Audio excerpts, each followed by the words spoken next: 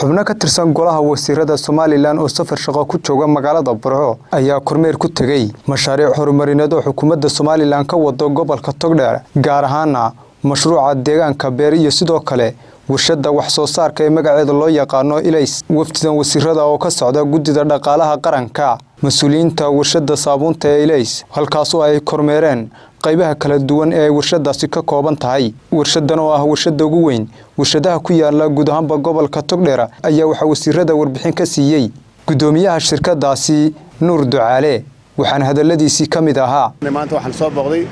gudigii wasiirada ee qaabilsanaa dhaqaalaha gudiga dhaqaalaha ee golaha wasiirada oo maanta booqasho ugu weyn soo eegay soo indheeyay dhammaan qaybaha ka kooban tahay warshada saabuunta Ilays oo maanta maraysa sanadkii 15aad ee ay furaato 2004 baa la bilaabay meeshaan arkayna degay ilaa maanta 14 sanadood 15 sanadood ayay socotay warshadaasi maanta waxay maraysaa saabuuntii adkayd jirka iyo tiidharka iyo saabuuntii dhahayd ee budada ahayd iyo shaambooyadii iyo jaafeelkii intaas oo shaqo soo saartaa waxay gaadhaan dhammaan wadamada Djibouti, Ethiopia, Soomaaliya iyo Somaliland oo dhan aad iyo aad baan u farxsanay maanta waxaan u sharaxnay wasiirada waxay baahiyahana haystaan ay kamid tahay tartanka dibadda xiriirka siyaasadda ee ganacsiga ee wadamada jaarka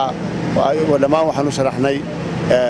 baahiyaha ay qabto waxay soo arkeen shaqaalaha maanta ka shaqeynaya oo 150 qof ka badan maanta inay ka hawlgalayaan warshadan oo isugu jira qaar joogta ah iyo qaar aan joogta ahayn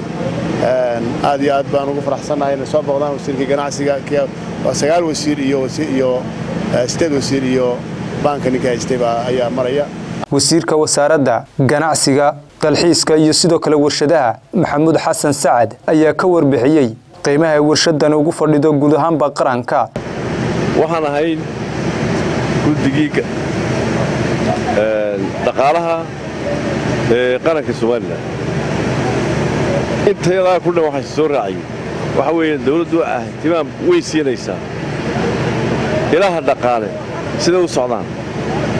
iyo wixii laga qaban karay waayo ilaha dhaqaaluhu de wadan ma kobci karo haddii ilihiisa dhaqaaluhu ayna kobcin warshadu waxa ka mid yihiin waxyaabaha ugu muhiimsan marka loo eego xabad ahaan shaqaalaha ugu badan abuura warshadan 120 shaqaalaha ayaa iminka jooga taasi waxa weeyaan qofku haduuna wax helin xitaa oo sacrifice sameeyo xitaa de ummada 120 kaas waxay helaan ay ku quudinayaan dad badan oo reer Soomaaliland waan isdageysanay wixii ay ama tabashahayd ama jireen de waaqiciya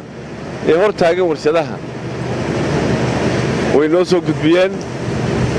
wixii aan ka qaban karaynana waan ka qabanaynaa geesta kale wafdidan wasiirada uu hogaaminayay Dr. Saad Cali Shire wasiirka horumarinta maaliyadda Somaliland ayaa waxay booqdeen deegaanka beer gaar ahaan mashruuca deegaanka beer oo lagu xoojinayo wax soo saarka dalka barasaabka gobolka Togdheer Xamse Maxamed Cabdi wasiirka wasaaradda beeraha Axmed Muumin Said iyo sidoo kale mas'uuliyiin kale oo halkaas ka hadlay ayaa ka warbixiyay baaxadda mashruucan iyo sidoo kale kaalinta uu kaga jiro wax soo saarka dalka mudanayaal sida indhihiina ku aragtaan waxaan joognaa mashruuci beereed oo runtii ay xukuumaddu gelisay tacab weyn tacabkii ay gelisayna maanta aynu marxaati ka nahay intii ugu horeysay in aynu maanta guranayno tiradeeda waxaanu sheegi doonaa haddii Ilaahay ka dhigo marka ay isu soo dhamaadaan annagoo ku wadna in wixii halka ka soo baxa ay noqon doonaan wax xitaa gobolada kale haddii looga baahdaan ku caawino waa uga mahadnaqaynaa runtii xukuumadda juhdiga weyn ee dhinac walba leh ee ay gobolka Togdheer gelisay oo hadday tahay dhinaca beeraha hadday tahay dhinacii maaragtay aynu soo maray seerayaashii iyo mashaariicdii kale aynu soo marayba indhihiina ku aragtaan